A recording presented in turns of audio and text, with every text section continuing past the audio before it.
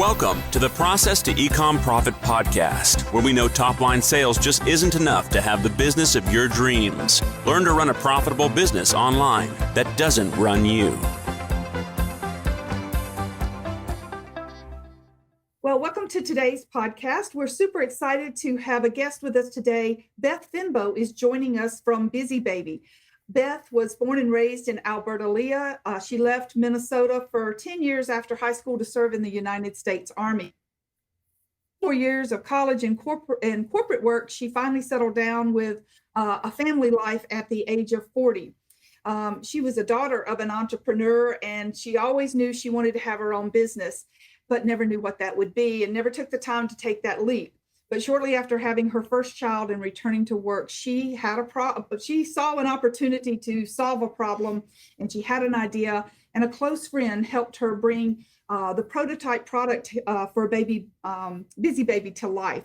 So Busy Baby has become bigger and is now has surpassed 5 million in revenue. Congratulations. That's super exciting. And she's still working out of her garage in Minnesota, and we can see her fulfillment center behind her. And Beth, welcome. We're super excited to have you as a guest here on our podcast. Well, thanks, Cyndi. I'm happy to be here and thankful to all the help I've gotten from you over the last year as well to get to that $5 million. Well, we are super excited to work with you, Beth. And I was telling Jessica, your bookkeeper, that we were going to be talking today. And she says, "Oh, I would just like to have 100 more clients just like her." So you got a fan on our team. Yeah, that's nice. Well, we have a little bit of a hint in your introduction of why you started Busy Baby. What was the problem you were trying to solve? It was right when I went back to work from maternity leave, a couple of my stay-at-home mom friends took me out to lunch, and they brought their 1-year-old babies. And the whole lunch was spent with these two cute little girls reaching for everything, dropping and throwing everything. One of the moms was a germaphobe, so she was wiping everything down. And we really just couldn't have a full conversation. So, right there at lunch, I grabbed my phone and I went on Amazon looking for something that I could buy. So when my son was big enough to join us at the restaurant, he wouldn't be that distraction. And nothing really existed at the time that would both be a clean place for his food and keep the toys within reach and off the floor.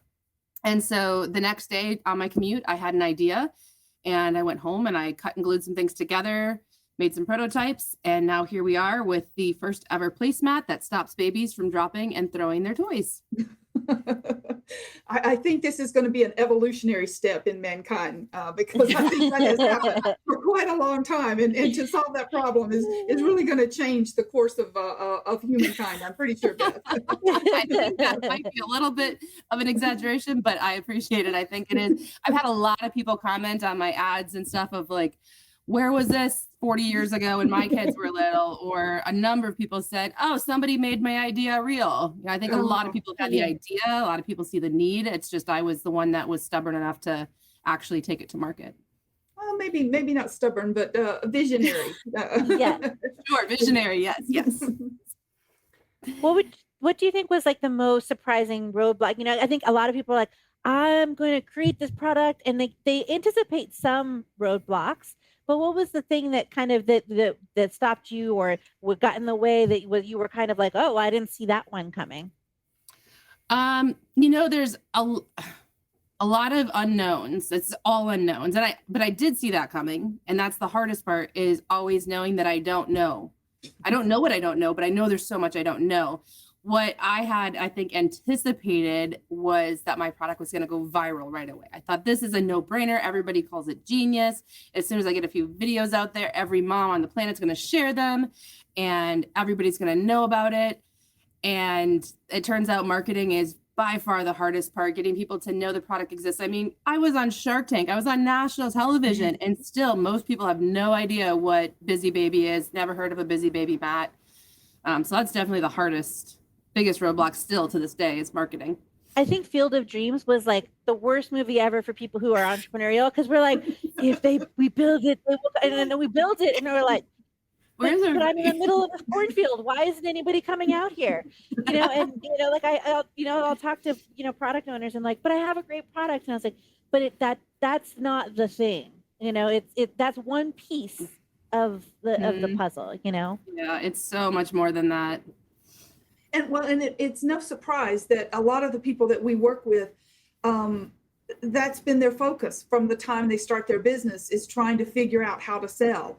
And one of the things that Robyn and I share in the interest of creating this podcast is we see people that have gotten that figured out, that they're at least far enough down the road that they've started to run into some other challenges, and like how to run this business now that we have got some sales coming through the door. Mm-hmm. And so that's one of the focuses that we have for the podcast, is just helping people understand that there's some skills to creating a business too. I was curious, you mentioned Shark Tank. What was it like for you to prepare for the show? What all did you have to do to get ready? You know, what I personally did was watch every single episode of Shark Tank that ever existed, which was exhausting. There's over 200. But I wanted to just be sure I was going to be able to respond to every question, know how the different sharks would react to different answers. I needed to have my books in order, and I needed to know my numbers, which was probably my biggest weak point, because I just knew how to get sales out there. I was going to expos, I was getting in front of people, I was demonstrating how awesome the product is and getting people to buy it. And then I was keeping a spreadsheet and just like recording every transaction. And pretty soon the transactions got to be more and more and more. And I just didn't have control of my books. And so that's when I engaged with BooksKeep and got my books in order so that I could have a good idea of what my numbers are to present when I was on Shark Tank. So that was probably my biggest part of preparation, was getting my books in order. Getting your numbers. Yeah. Because they want to dive in and know that, not just know that. And I'm glad I did.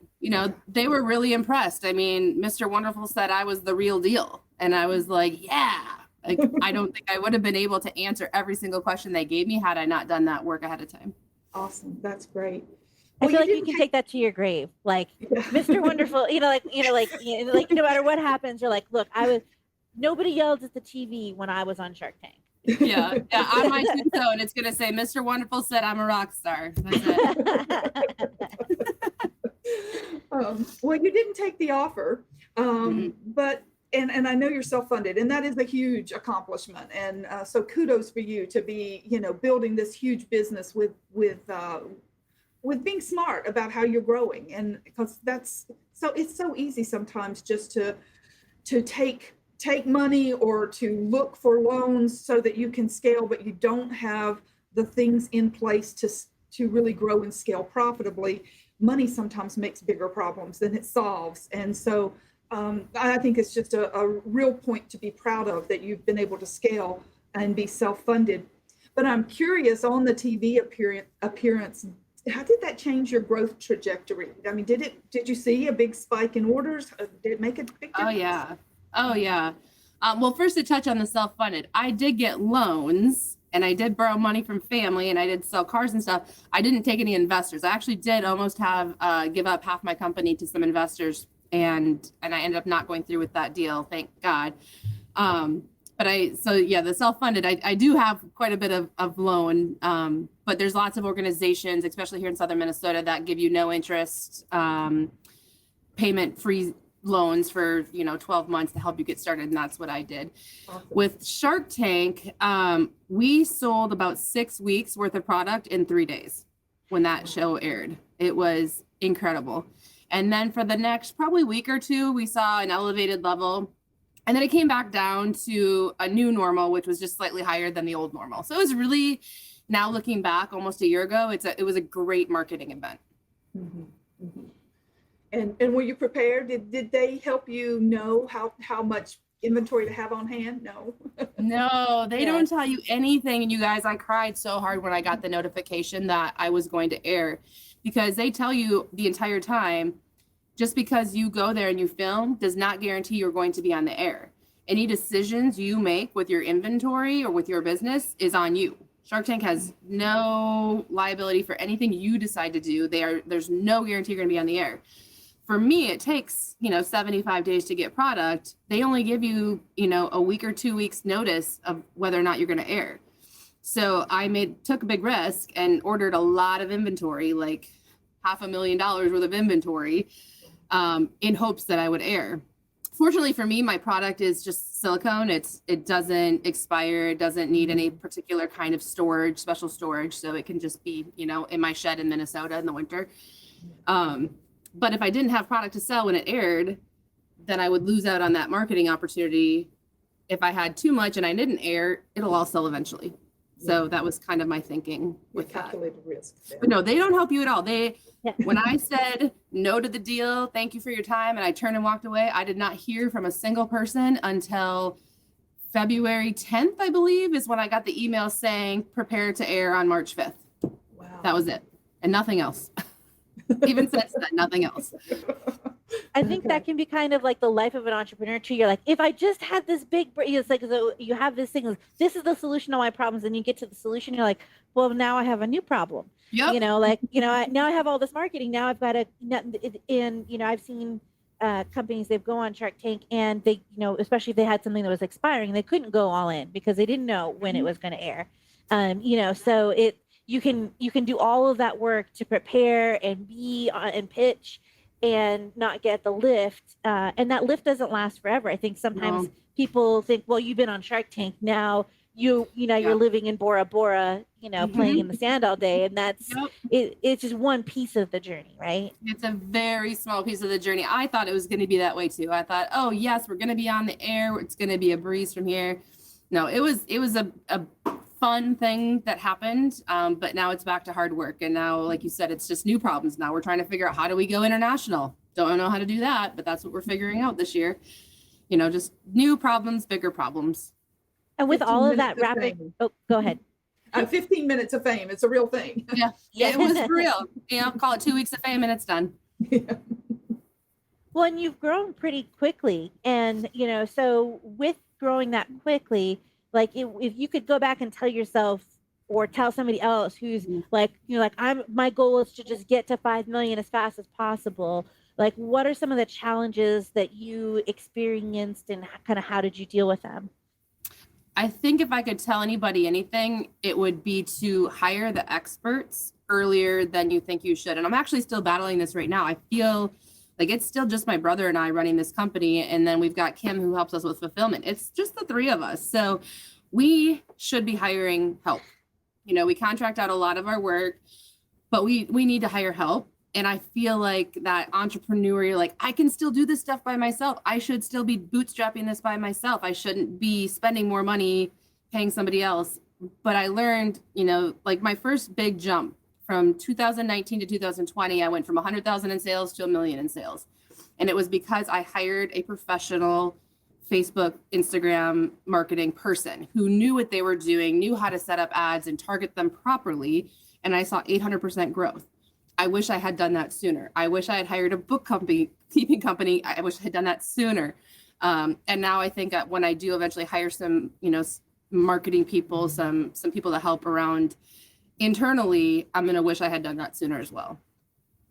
Well, it's hard because you're being pulled in a lot of different directions and you could do it all, but there's just an opportunity cost there that if you do everything in this area, that means that the next order of the mats doesn't come in on time, or you don't get the best negotiated prices.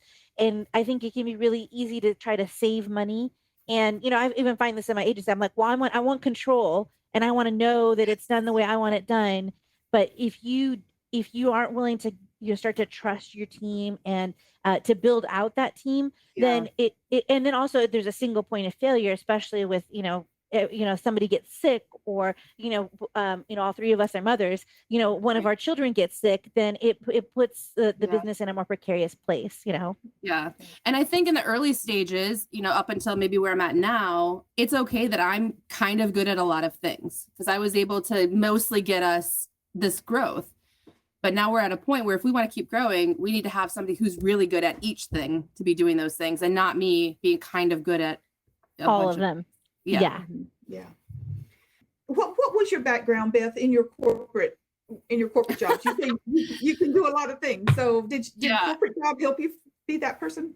I think honestly, the time in the military was really what helped. One thing about military veterans that I wish everybody knew is we are really good at learning because almost every single person that goes into the military has no clue how to do the job that they do in the military. You go in and you train and you learn how to do that job, which isn't a skill in itself. You become good at learning how to do things you don't know how to do. And you learn how to accomplish things when things don't go as planned. So in the military, you know, like we train, then we get deployed. Now I'm on deployment, I'm in the desert, and what I trained for doesn't work out how we thought it was going to work out. Well, now I'm there. I can't, like, I got to figure out some way to make it work. So you just do. There's no, oh, well, shoot, that didn't work. You just have to, you're forced to find a way to make it work, which I think translates into being an entrepreneur. There's no roadblock that I can't figure out a way around, because that's the mentality I have from the military is you don't just say, oh, shoot, you find a way around that wall. My corporate job after the military was just really being a keyboard warrior and managing a relationship between corporate. It was very, very boring, but paid the bills. But it did help with managing relationships with people, which is very important right now, managing all the relationships with the people we work with in our company. Well, and boring sometimes allows that entrepreneurial part of your brain to be a little more creative too. So boring is not always a bad thing. No, and it actually worked out well for me because I just left that job this past summer. So the first 3 years of Busy Baby, I was still working full time with my corporate job and doing Busy Baby on the side and in the gaps and having 2 little children in the process. And having 2 little children. Yeah. Wow. I know I'm going to look back at this someday and be like, how the heck did you do that? Like, Yeah. Well, one of the things that Robyn and I are huge fans of Profit First, but we're also fan of one of Mike's other books called Clockwork, which is all about making sure you have the time in your business to work on the strategic design piece of it, and not just many people that I work with when they start working with us, they're just burnt out and they're like, why did I even do this? And it's just a lot. So it's a big being able to make sure that there's time in your day to actually to work on the business is hugely important. Yeah, I think for me, it's having the routines in my day, the time blocking of this is when I'm doing these things and this work things and these when I'm doing these family things. And another thing that I think has helped me and my brother joined me last year, is every 6 weeks we schedule a retreat where we go away from the office and we spend 4 to 6 hours with the exact same agenda. We start celebrating what did we achieve in the last 6 weeks. And then we say, okay, well, what did we learn from in the last 6 weeks? And then we revisit our goals, our strategic plan, our marketing. And doing that exact same process every 6 weeks really helps us stay kind of focused on that strategic plan and adjust as necessary. That's awesome. And keeps you two connected towards the same vision. Yes. That's awesome. Yes. Yeah. Yes. And keeps us from being, I think by the end of last year, at the end of Q4, we were both a little burnt out. And I planned a special retreat where I took all of my notes from the previous 7 retreats and I took all those celebrations and combined them. Mm-hmm. So we had a year's worth of celebrations, and we did it in this conference room that had a whole wall was just made of whiteboard material. And so I mapped out all of our celebrations from the year. And to look back on, you get stuck in this day-to-day grind of like trying to get through the next thing you're doing. You kind of forget, like when he joined me in January and didn't have a clue what he was doing, I had the Busy Baby mat and 1 new product in development. And since he's joined, we have 6 products. Everything's been put into retail packaging. It's become a beautiful brand. We've achieved all these things that when you put it all on a board at the end of the year, we went from that kind of state of mind of, oh my God, this year, this 4th quarter, to like, holy crap, look at what we did. And it like lifts you up. And I feel like it put us into this year with a really good positive mindset. Well, I think it's really important that you do that. Like, if you don't celebrate those small wins, I think that as an overachiever, it's really easy to be like, oh, well, I see those 3 failures and forget the 400 wins that you got. But then it's also, I've talked to as I've says one time I was talking with somebody who was doing really well, and she's like, well, I guess now I've got to do this next thing. And I was like, whoa, why do you have to? She's like, well, that's the next thing to do. That's what everybody does. I was like, that doesn't mean you have to do it, and there can be a lot of growth for growth's sakes. I saw this person do that, so now I've got to do that, even when it doesn't fit, what they really need for their life or for their business, Yeah. One thing I think we learned too, you just said something that kind of made me think. We learned that some of our wins became losses and some of our losses turned into wins. So we had celebrated in one period that we hired this company to manage our Amazon account. We're so excited. They're going to blow it out of the water. It's going to be great. And then in the next sprint, we had to fire that company, or 2 sprints down the road, because they were doing a horrible job and, just driving down our sales. But then we had, one kind of like lesson learned of, shoot, we ordered too much of one color. We are way overstocked, which that turned into a celebration because we found a way to pivot that into a sale that actually brought in more revenue. So it's kind of fun to see how that wins can sometimes turn to losses, but losses can also sometimes turn into wins. So any downturn is not necessarily the worst thing in the world, because it could lean towards the next big win. I think it's, it's being that solution oriented, always looking for how, just kind of like you said with the military, like you can't go to your commander and be like, oh, I don't know, it didn't work, but like that wouldn't go well. But also, you have to go with like, this is how I'm going to be focused on how to solve the problem and not focused on, oh, well, if it just hadn't been for Susie ordering too many things, because it's easy to get stuck on that and then miss the potential opportunities that come from that, Yep. Well, and there's the seeing the opportunity, but there's also then institutionalizing that learning. What did you see, and how did it work, and how can you learn from that to do it again, to take that win and replicate it? And I mean, it was not necessarily a good thing that you had extra product, but you learned something by being able to offer that sale. So is there a chance to replicate that in a deliberate way, not just by falling into it? No, and that's a really great point, Cyndi, because prior to that sale, so it was the black mats. We had way too many. We thought black was going to be a super popular color. Nobody ordered it. So prior to that, every sale we ever did was some sort of site-wide sale. It was either a site-wide 20% off or site-wide bundle and save. But for this instance, we just took the black mats and cut them in half, 50% off black mats. We still made a small profit, but we got rid of some of our excess inventory. And it turned out, because people were getting such a deal on the black mats, they were buying additional accessories, driving up the average order value. So like, whoa, we could actually just keep doing this. So every month, we're just going to take one product or one color. Instead of marking down everything on the whole website, we'll just mark down a few things and then see that we actually get more sales, even though prices are reduced. Yeah. So it opened up a new way of kind of marketing and creating, marketing sales. Cool. We were just talking to another client about something similar, because, we were talking about like, we can't just get focused, like on the overall ROAS of like, sometimes you have to look at the big picture and say, they had a consumable product, and, you could say, if you have a consumable product that you think people will reorder, you feel confident of that, it's okay for those like new to brand buyers for that ROAS a little bit low, because you're going to get a better return over the long run, or, you're going to be able to increase average order value. That can have a bigger impact on profitability and customer adoption. And then that can kind of feed into itself as more people see your product out in the marketplace. Mm-hmm. Yeah. But what would you say your super seller power is, if, that is most important to your success?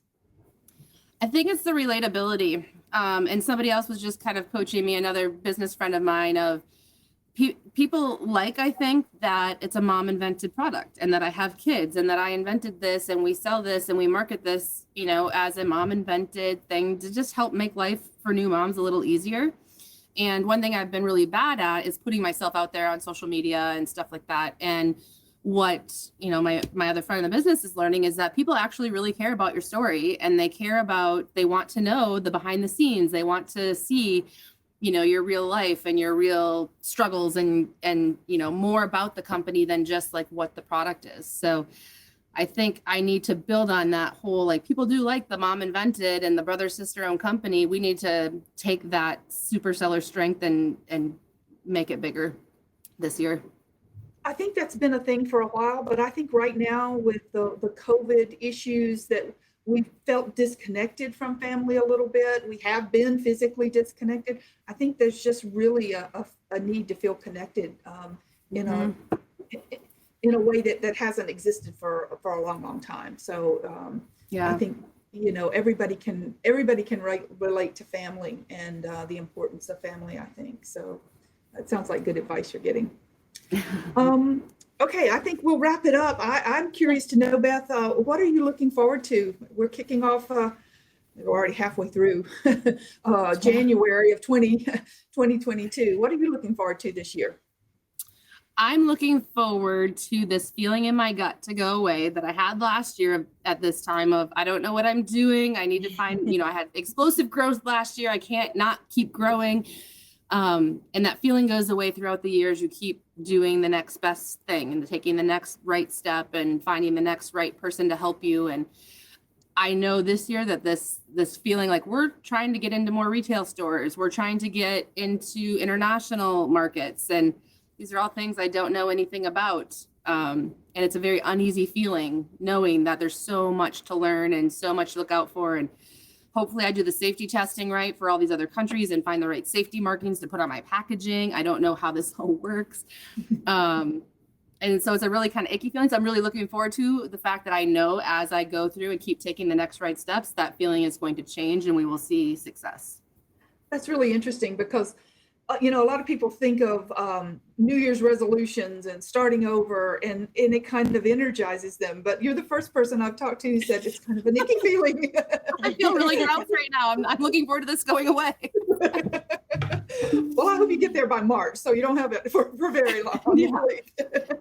No, I think it's like, I forget what the actual quote is, but if it doesn't feel hard, then you're not going to get the growth or, something like that.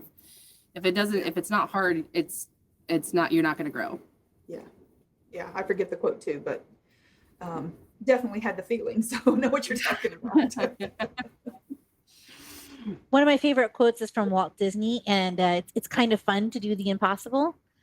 And, I see people like you doing it all the time. People would say, it's not, I can't start a business because I'm a mom, or I can't start a business because I've never been in manufacturing.